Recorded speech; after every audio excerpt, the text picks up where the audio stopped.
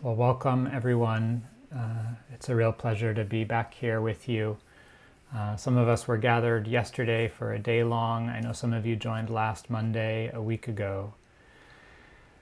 And I'm so curious how you're doing.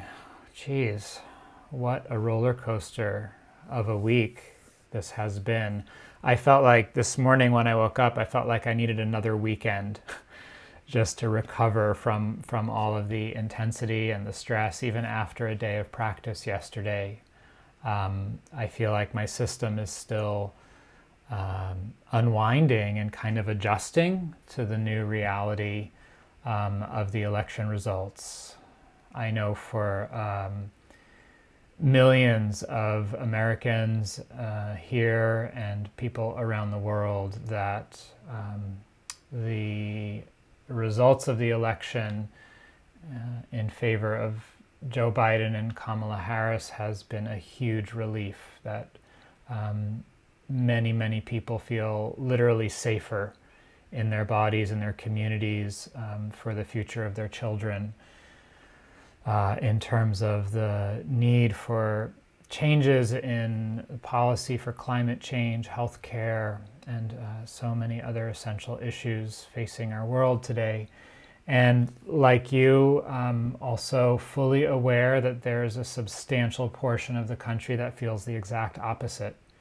And it's heartbreaking. Some would say it's not surprising, given the history of our nation. Although personally, I think it's more complicated than that. I know there are lots of calls right now for healing and reconciliation. And while I fully support those and think that it's a very noble and beautiful effort, personally, my heart is drawn more towards advocacy work, which in the end I think will do more for reconciliation than work focused exclusively on healing. Because when we look to the conditions, regardless of political views, what's clear is that people are struggling and suffering from the pandemic, from the economy, from not having a voice, from not feeling included or like they matter. And so my hope personally is that there can be a massive movement to actually put forth programs that support people rather than getting involved in the divisiveness of what party one's affiliated with. But that's not why we're here, of course. So just waiting. I know there's folks still joining, so I'll chat for another minute or two, and then we'll shift into the meditation. But just really, as we're starting here, I want to invite you to just notice how your body feels. If you're holding tension, if there's a sense of relief, if there's exhaustion, hope, if it feels flat or numb, but just really stepping back and making space for however you are in this moment. And what would it be like to give yourself full and complete permission to just be right where you are, physically, emotionally, mentally, and to not have to change that, to not have to fix it, to not have to make it better or be anything for anyone, just for right now. And so really inviting all of us, as we transition into some formal meditation practice, what would it be like to hold this time as an invitation to really put everything down and to just rest, to rest your heart, to rest your mind, and to have a deep intention of nourishing oneself, of bringing in an energy of tenderness, a kind of friendly companionship with however you're doing.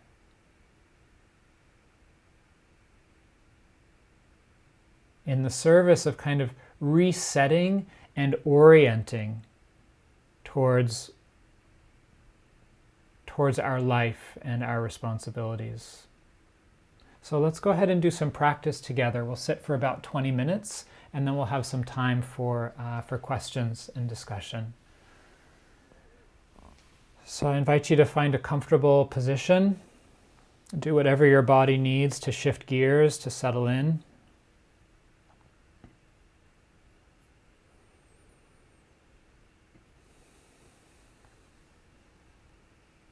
If you like, you can close your eyes or just let your gaze be soft and unfocused, maybe looking down at the ground in front of you.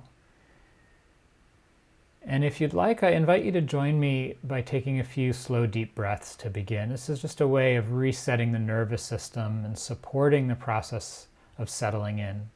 So taking a deep breath in through your nose, filling your lungs from the bottom all the way up to the top, and then exhaling through your mouth slowly and fully, letting all of the air exit your lungs. Just feeling that release. And then once again, breathing in through the nose, filling the whole breathing chamber, and letting the air out in a slow, thin stream through your mouth, like you're breathing out through a straw. And just notice any settling or ease that comes on the out breath. If you like, you could do it one more time at your own pace.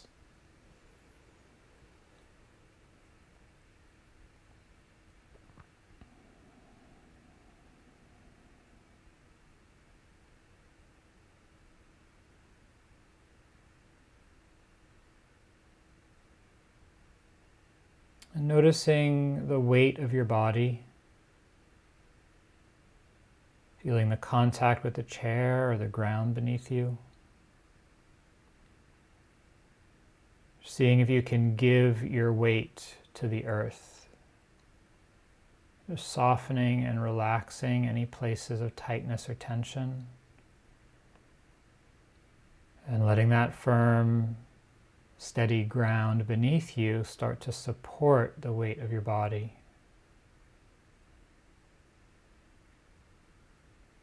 You see if you can let your muscles and tissues register. There's something solid, there's something stable here that I can rest on.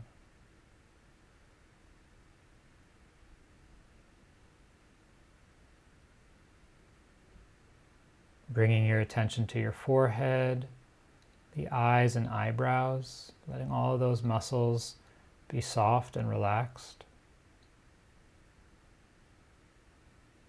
Allowing the jaw to soften. Letting all the muscles of your face just be gentle, open.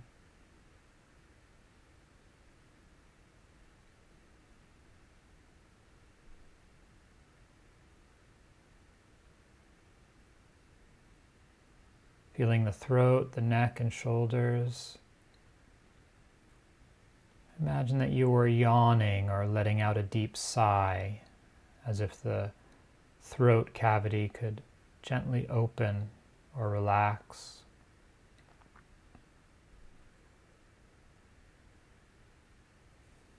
And then as if you were taking off a heavy backpack that you'd been carrying all day, just imagining something relaxing down your back, down your shoulder blades, like a heavy weight had been lifted. And you could just let all of the muscles in your back melt and flow downwards.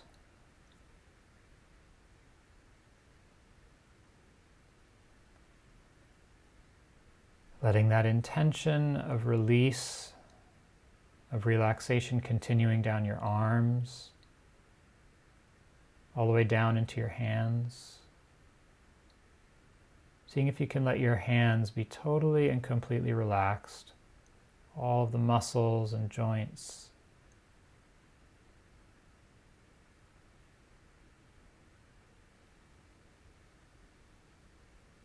Noticing any sensations in your chest.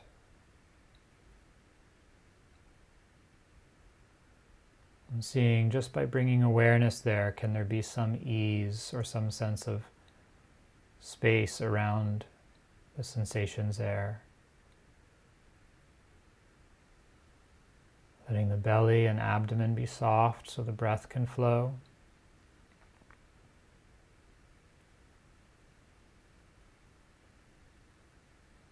Feeling the stability of your hips and pelvis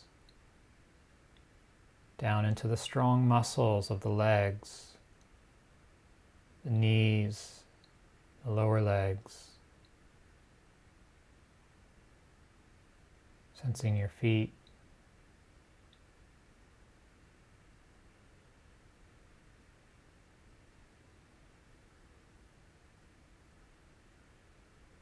Letting your awareness rest in the whole body now.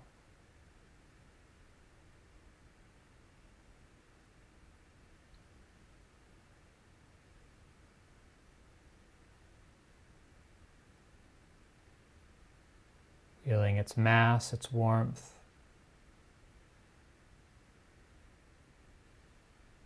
And perhaps noticing that gentle rhythm of the breath.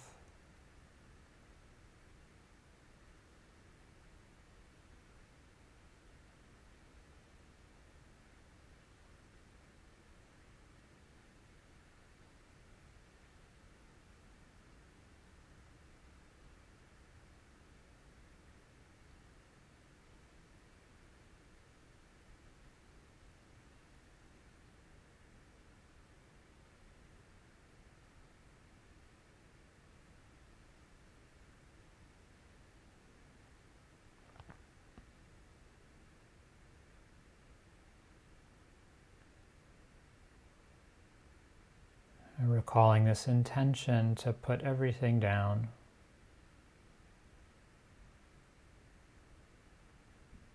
The last week, the last few months, the last few years. Putting down tomorrow, the next week, the next few months or years.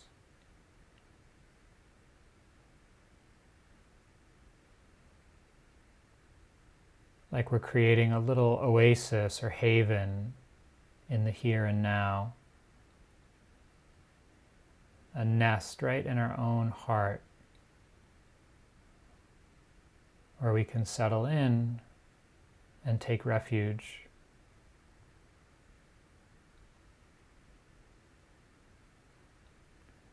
Refuge from the storms of the media and the news.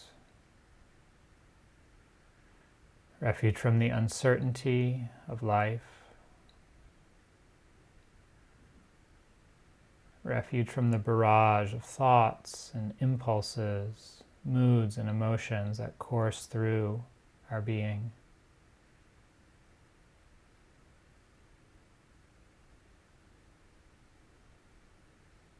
Just letting your attention rest with your present moment experience and the sweet release of allowing, of letting things be rather than trying to control them.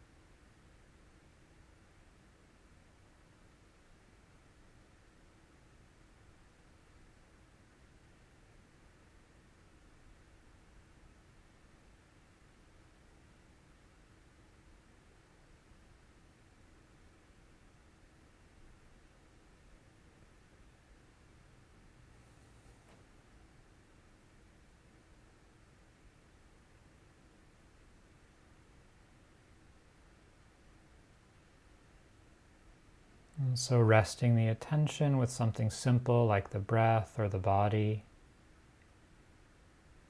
or even the ambient sounds around you.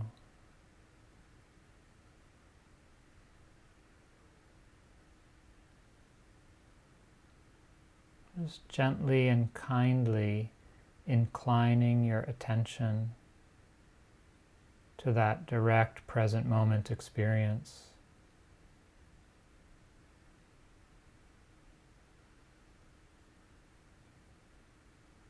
And anytime your attention drifts, the mind wanders,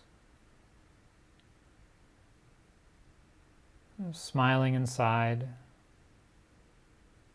appreciating the fact that you woke up, that you remembered.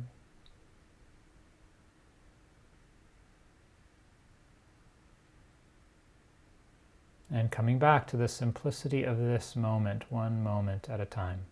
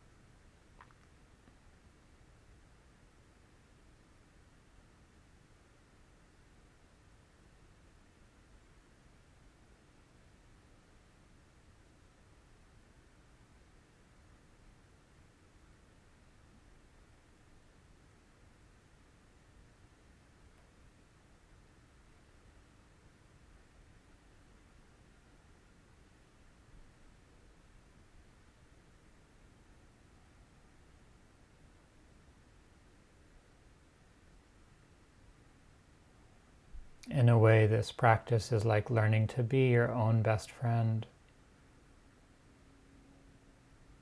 How to show up with a spirit of patience, acceptance, a loving support that sees the best, the good in our hearts.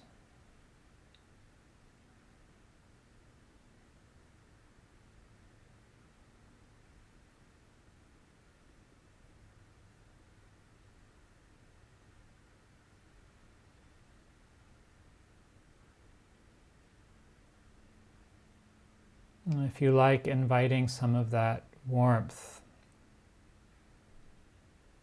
some of that care that we experience so readily with a good friend.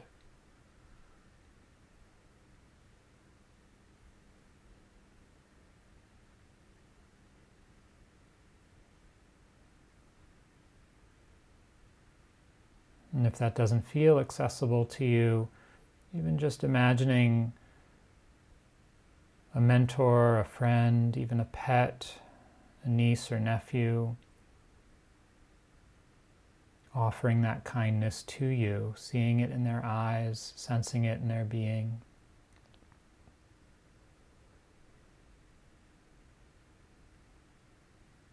Honoring and celebrating the goodness that's here in this heart.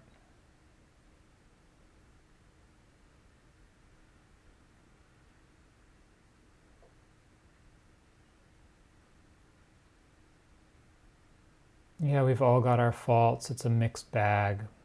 We can learn and grow. And there's also so much care.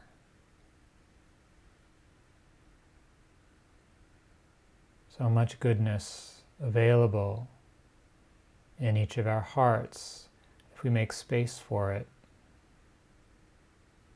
if we invite it and honor it. Now, touching into that goodness right now, trusting that it's here.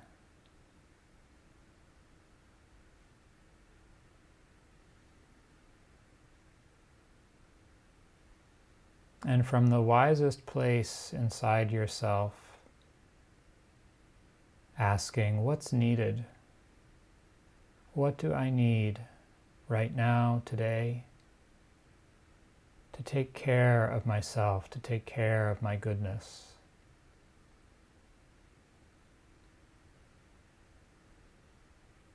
Well, if you like, I invite you to just ask that question. What do I need right now, today? And then just listen quietly. Just listen and see what comes.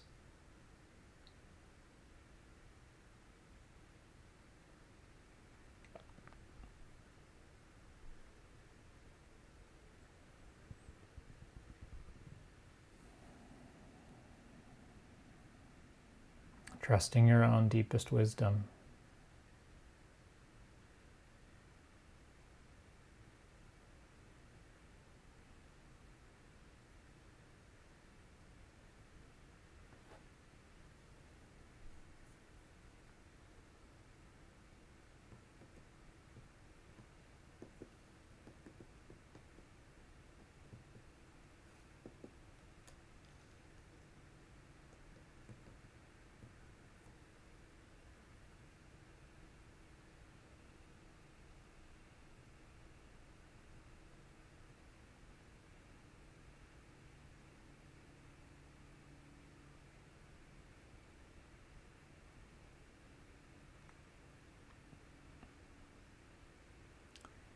And then finally, sensing the support of everyone gathered here this afternoon, even in the silence, all of us spread out across the continent, around the world,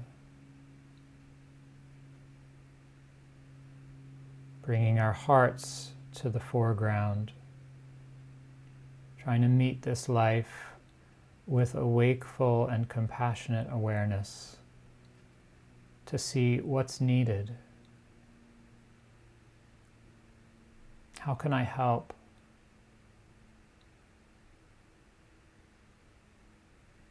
Where am I called?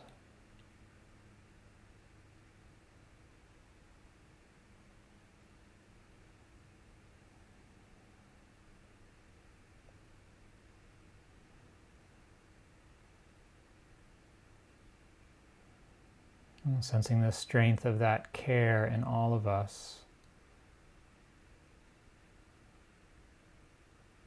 So much bigger than any one person.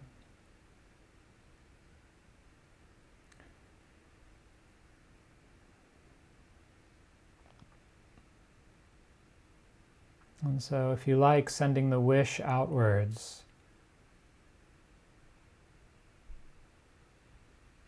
that all creatures be touched by their own heart.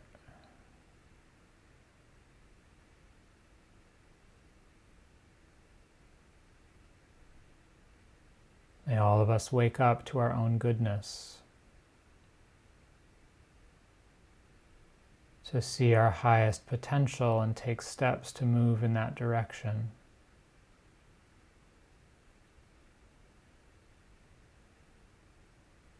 May all of us seek to understand and care for each other, recognizing that this is what's in our best interest.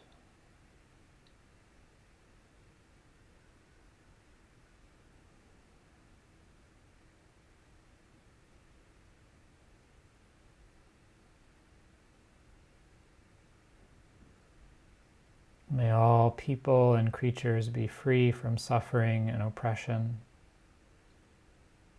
live their life in peace, safety, and happiness.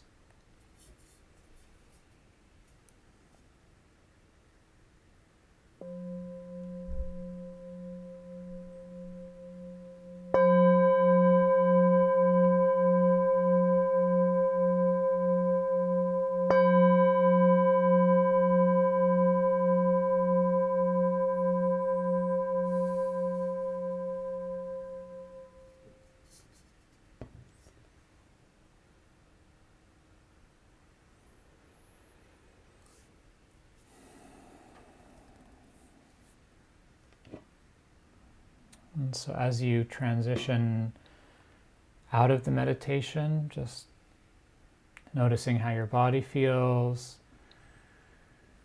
noticing how things look, opening the eyes, maybe even taking a gaze around the space where you are.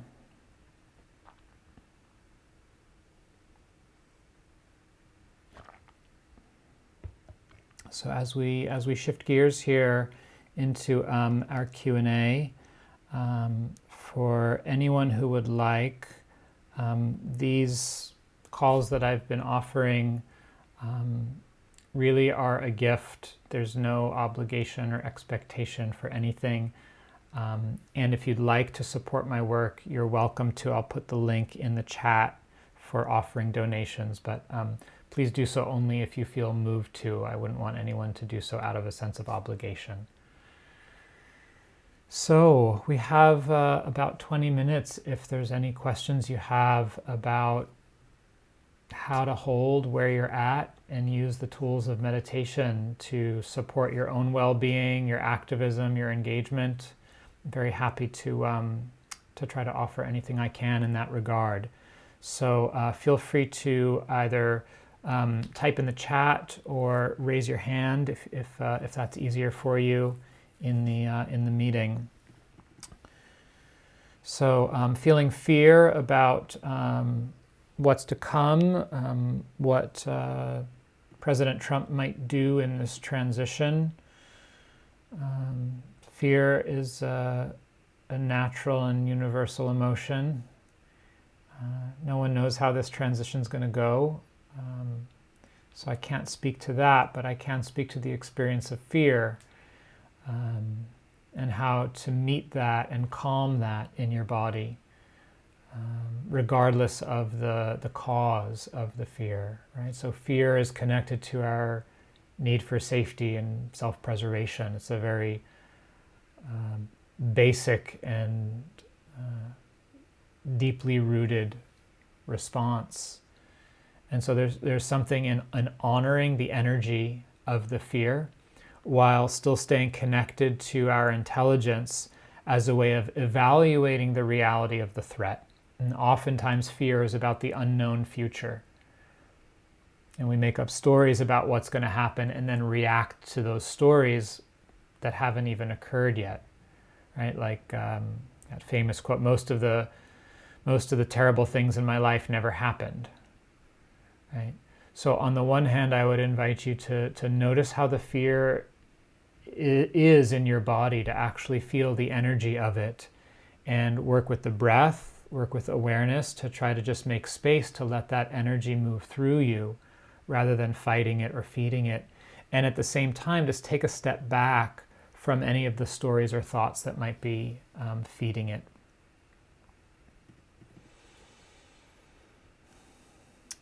So just going to take a quick look at the questions coming in here. What practices can you recommend to bring more equanimity to our daily lives during these times? Yeah, thanks. That's a great question.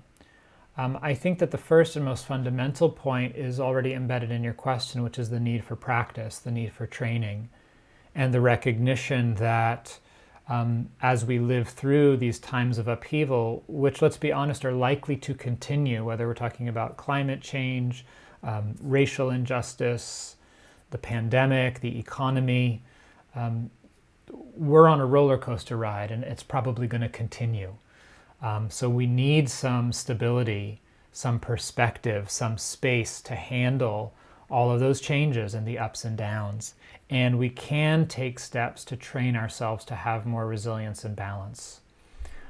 So some of that has to do with the things that we all already know but have trouble doing, like getting enough sleep, shutting off the news, eating well, exercising, staying in touch with friends, reaching out, not isolating. I really can't emphasize how important just those basic daily life self-care routines are.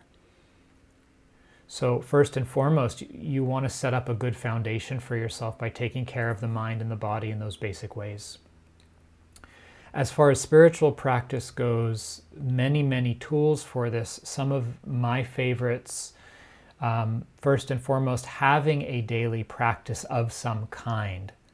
In some sense, it matters less what you do and more that you do it every day as a way of realigning your heart with your intentions and your resources, right? Your internal resources, your spiritual resources.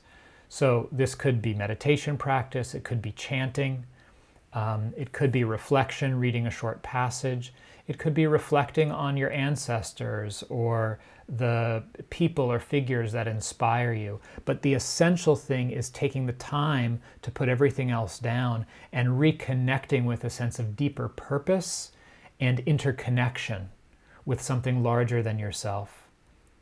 That over time will provide a more solid base of balance and equanimity, and eventually help to have perspective on the momentary changes and the day-to-day ups and downs that we're experiencing. I hope that's helpful. Oh wow, there's so many great questions. All right, we'll see how many of these we get through here.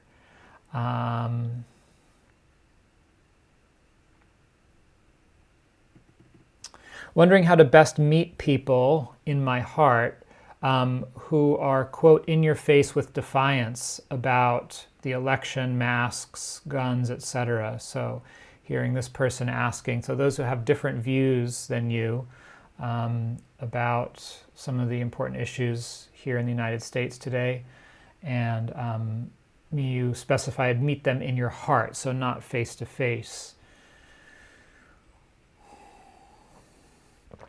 I think this is like one of the core questions of our times, right? Which is how do we relate to and understand those who not only see things so differently than one another, but who believe that the other's views are harmful, right? It's one thing to have different views. It's another thing when those views and ideas seem to threaten fundamental basic safety. And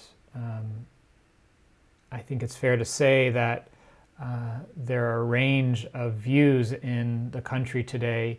On each side, there's very strong belief that this particular view is what will be least harmful.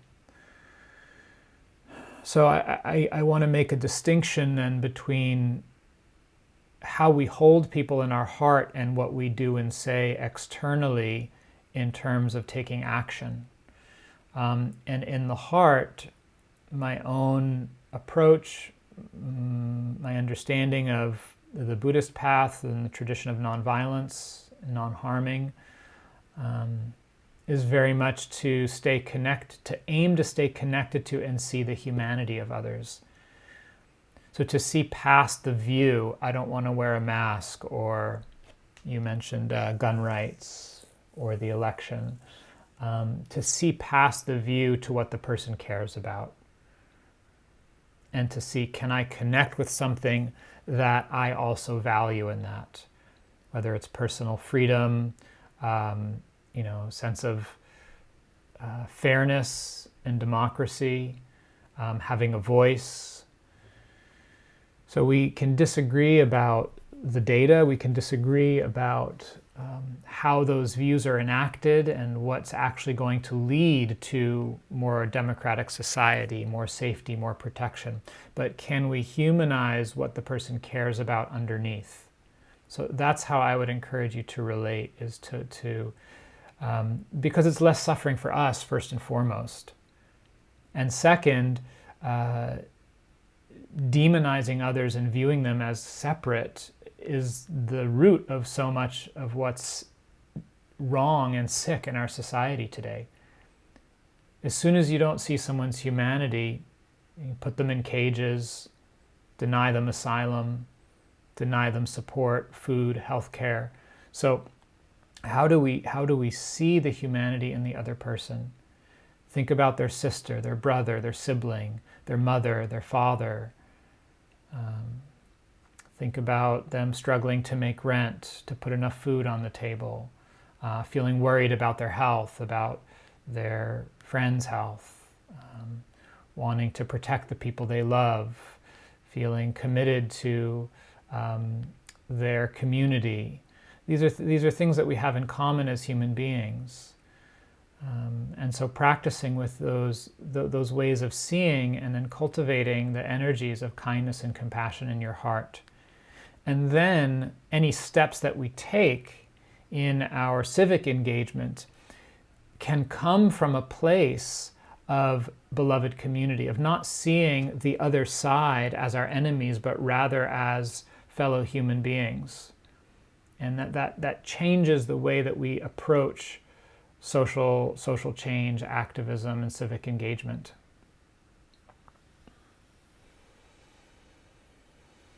Someone else is asking, this person's feeling celebration, joy, and appreciation for all who worked so hard on this election. Trying to hold on to that without focusing this week on what still needs to be done. Any suggestions? So I'm wanting to make space for, I think there's an assumption that, and I'm not suggesting you have this assumption, but that in these meditative spaces that people are generally progressive or on the left. And while that might be true as a generalization politically, I know there are plenty of conservatives or people on the right who meditate. And so wanting to make space for the range of experiences that people might be having.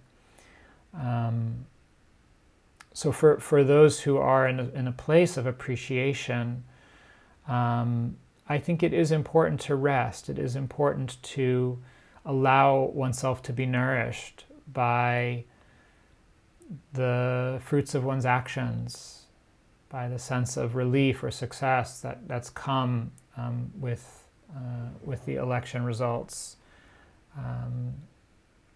There's a rhythm to life. There's a rhythm to everything. And so if we move too quickly on to the next thing, we run the risk of burning out and not being sustainable.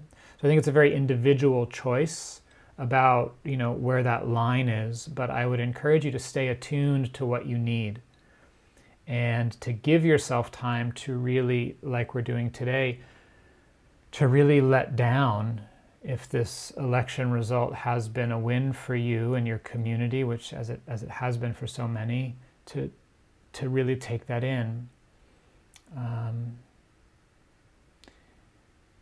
before jumping on to the next thing.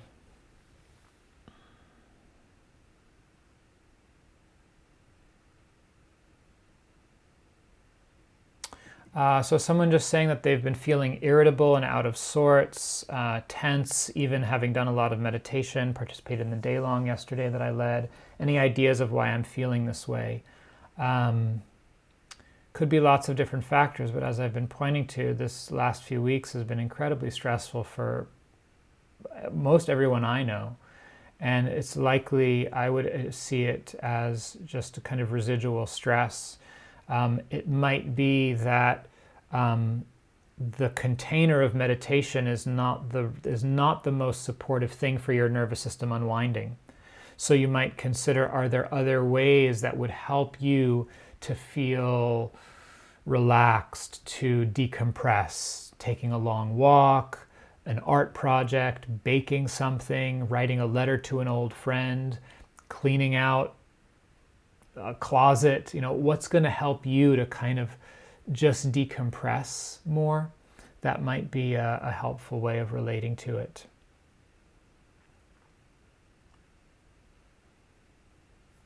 Okay.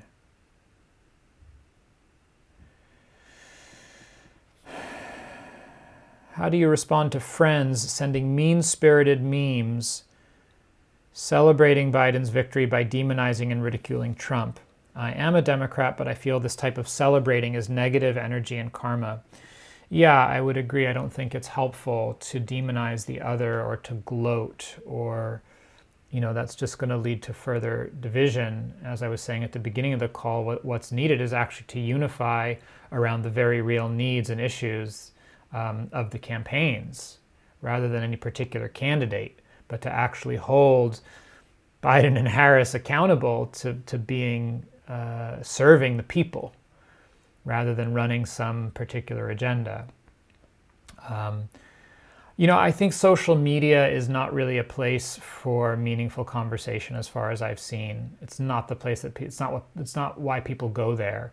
But what I might suggest is, if it's a particular friend that you're close with or that you have a relationship with, to reach out to them directly and have a conversation and really connect. How are you doing? How have you been? How is this for you? Here's what's going on for me. Here's what I'm concerned about. What are you concerned about? And through that, to create a context for the conversation, rather than just jumping on them. This thing seemed out of line. I don't like it. That's not likely to go anywhere. You need a context, create a connection, find some shared values, and then speak to, hey, this one thing concerned me and I wanted to share why, and hear a little bit more about where you were coming from, and see where that goes. That would be the approach that I take. What does it mean, putting everything down, and how does one do it? Such a great question.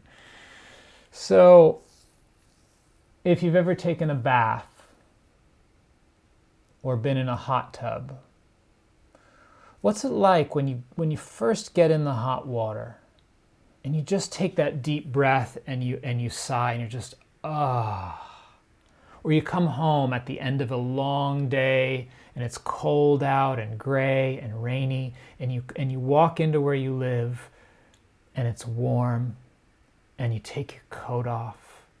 And even though there's stuff to do, you just, that's what putting everything down means. It's entering into the present moment more fully. Because so much of the accumulated stress that we carry is about the past and the future, which is mentally generated. So it's a particular orientation to the present that says anything else can wait. And this question, what does it mean to put everything down, is actually quite profound, because it points to the heart of Buddhist practice, which is, how do I let go? Or perhaps more aptly, how do I let things be? How do I not continue stressing and straining and fixating on things? It's a skill. It's a skill that it takes time to learn, how to put something down. But we all know how to do it. We would be insane if we didn't. So I invite you to look and see, what are the places where you do put something down, let something go, put something aside, take a deep breath and release. Notice how that feels for you. And then study, how can I do that more often? How can I let things be? Not as a kind of response to everything, but as one mode of nourishment in a cycle of life, where we step back, we put things down, and then we engage, we pick them back up again and respond. It's not that putting things down is the only thing we do, but if you can't ever put things down, then we can't actually stay engaged. We need both. And for many of us, it's the putting down that we need to strengthen more than the picking up.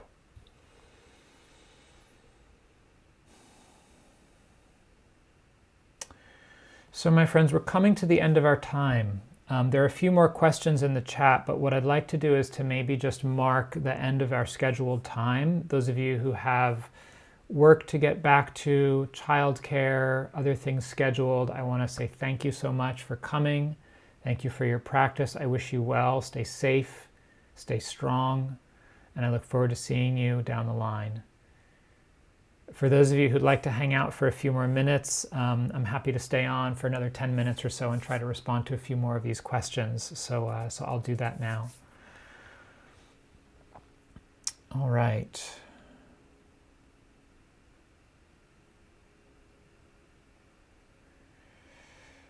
So another question picking up on this theme, could you talk about finding balance between feeling safer and keeping up with the activism, between letting things go and contributing to fighting oppression? I think I've spoken to this some, but maybe just to build on the theme. I think it's a very personal choice, and what I would encourage is, one, just asking yourself the question periodically, how am I doing? What do I need? Do I need to rest? How much energy is there? That's one piece of it. And staying attuned, noticing the tendency to override or to push past your limits. But then also inviting others to hold you accountable, particularly when it comes to areas of oppression and when the stakes are different based on our differing social locations. The kind of cocoon of privilege can make it easier to say, oh, I'm too tired, I need a break, when it's not, if it's not my son that's in the line of fire, if it's not my daughter who's being targeted. The calculus of where that line is can change, and part of solidarity and really being an accomplice in the movement for justice and freedom from oppression is taking on that struggle and taking on those lines as our own. So I think it's also important, in addition to asking oneself, checking in with oneself where those limits are, also having a community to hold us accountable, to check in with, and to say, here's where I'm at, here's what I'm thinking, here's what I'm needing, where are you and what do you think? And does this feel like it's in integrity, or would you challenge me to stretch more, to push myself more? And I think it's not something that we learn once. I think it's an ongoing investigation and a process that we need to stay very awake to. So I hope that's helpful in some way.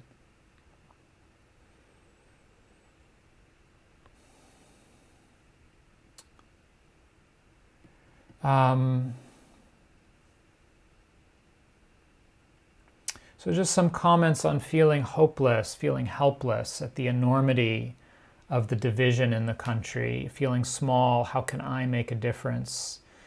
Feeling this needs to be a personal effort on everyone's parts and sensing the enormity of that challenge. This really goes to the heart of social engagement, I think, because we can't control the outcome. But I think we did see in this very election how massive amounts of organizing across the board made a difference. It doesn't always turn out that way. But I think that part of a sustainable practice of social engagement means holding a much larger vision than one's lifetime and finding ways to plug into movements that share that larger vision. That's the only way that I know to make it sustainable. We can't measure each action or each campaign just on the basis of its own results, but actually have to feel rooted in a sense of doing what we feel called to, regardless of the outcome, because it's in our integrity, because it speaks to our values, and because we can place ourselves in a tradition that's much larger than our own lifetime, that goes back decades, if not hundreds of years, in the struggle for freedom, and that will continue into the future far after any of us are gone. And then to see, how can I be a part of that much larger part of history and make a contribution. So for me, it's frameworks like that that help to keep things sustainable and to keep from falling into helplessness or hopelessness. Both the letting go of the results and holding the long view, and then in particular aligning oneself with movements, organizations, or campaigns that share that orientation, so that you have it mirrored to you and can feel a sense of support for it.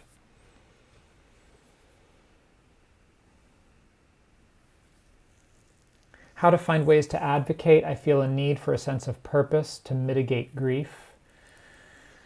Again, I think finding the groups that are supporting the issues you care about. And there's no shortage of ways to get involved, to advocate, whether it's writing letters or postcards or making phone calls or donating, or participating in community conversations through groups like Braver Angels or Living Room Conversations. So I would ask you to see, what do you care about? What is one issue that you would like to support? And then do some research, ask around, see who's engaging in that issue in a way that you believe in, that's research-based, that aligns with your values, and then see how you can get involved with that group. And that might help with some of the feeling of purpose to metabolize the grief.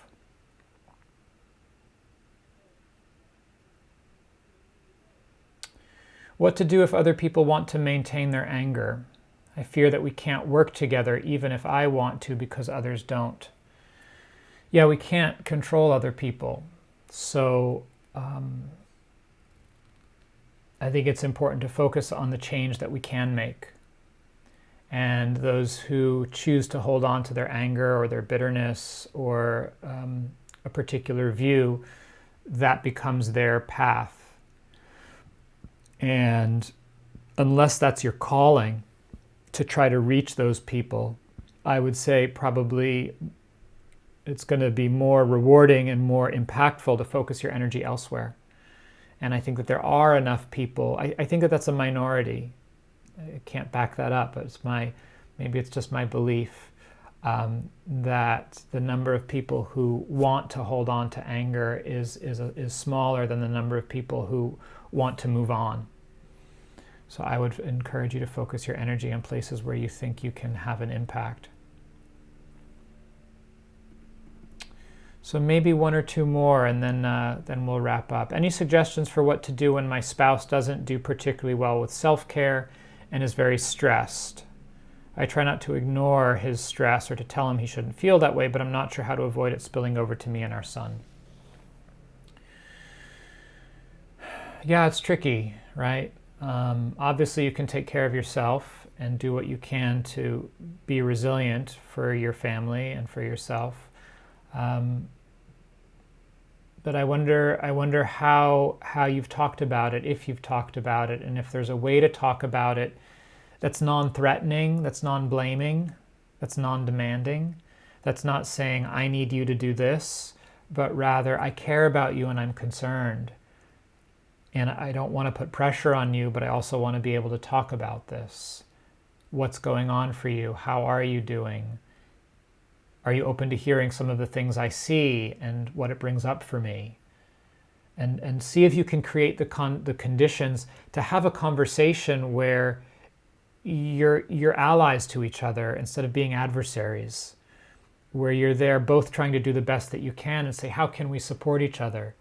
That might be a very beautiful question to ask your spouse, is what can I do to support you? What support do you need? Maybe, I don't know what the dynamics are like in your relationship. Maybe you're done with that. Maybe that's been your role to support him and you're like, you need to do that on your own now. And that's totally valid, right? If that's where you're at. But in my life with family members who I've seen not taking care of themselves, I spent a lot of time doing everything I could to support them. And then when I reached a limit where it was like, they're not coming forward, right? They're not taking up those invitations. Then it became about just expressing myself in order to be in integrity and saying, I'm worried. I need you to know that I'm not okay with the choices you're making and that it hurts, it's painful. And you'll do what you're going to do, but I want you to know that this is how I feel, just so that there's understanding about that. So I hope that's helpful.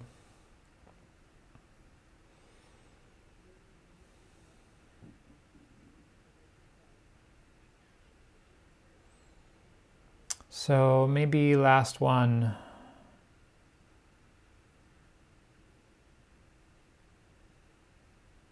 Okay, great. Can you explain more about what you mean when you suggest doing advocacy instead of healing dialogues? What does advocacy look like? You said a little more when you talked about making sure Joe Biden and Kamala are held accountable. Yeah, I think it means getting involved with supporting a particular legislation, policy change, issue. That's a context that can bring people together across a political divide, like a $15 minimum wage, like Medicare for all, like viable jobs, in an economy, jobs that don't destroy our air or our water or our soil. So what is an issue that you care about, and finding the people, the teams, the organizations that are working on that issue, and then that becomes a context across which to bridge a divide. When we don't have a shared purpose, it's very difficult to have a reconciliation. Why should I even talk to you? Just because I want to get along? There's not enough there. There's not enough skin in the game. But if we have something to talk about that's important, then we have something to do to move it forward, like let's write these letters, or let's call our elected representatives and say, all of us care about this, and build a broad coalition of working class people across races, across religions, across the political spectrum. That's the kind of advocacy I'm talking about, and that's the kind of advocacy that many leaders in the progressive movement, the civil rights movement, the movement for Black liberation, for trans lives are talking about, is how do we get behind an issue and build a coalition? Then the conversations are rooted and framed in a sense of shared purpose. And some of the work I'm looking to get connected to it is deep canvassing, which some of you know about, which is about having more meaningful conversations that can be healing, but they're specifically around a particular value or policy change, rather than reconciliation for the sake of reconciliation, which I think is a much harder sell and doesn't have as many of the conditions present for an actual positive outcome.